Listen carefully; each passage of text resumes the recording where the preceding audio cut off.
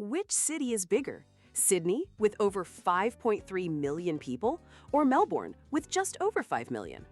What about a hospital budget of $2,540,000 versus a school budget of $2,450,000? Comparing huge numbers isn't just for math class, it's how we make sense of real-world data. The first strategy is the simplest. Just count the digits. A number with 7 digits, like 1 million, is always bigger than a number with 6, like 999,000. More digits means a bigger value. That's the easiest check. But what if the numbers have the same number of digits? Let's take 6,789,012 versus 6,788,999. The secret is to ignore the end of the numbers and start from the far left.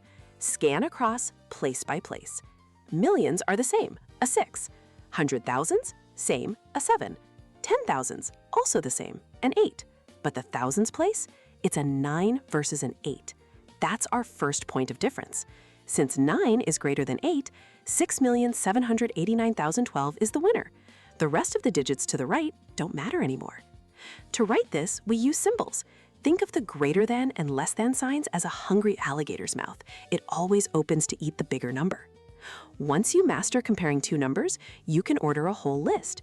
You simply find the smallest, then the next smallest, and so on, to arrange them in ascending order.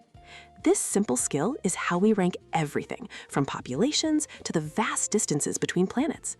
It's about looking at a news report or a scientific study and instantly grasping the scale of the world around you, turning huge, intimidating numbers into something you can clearly understand.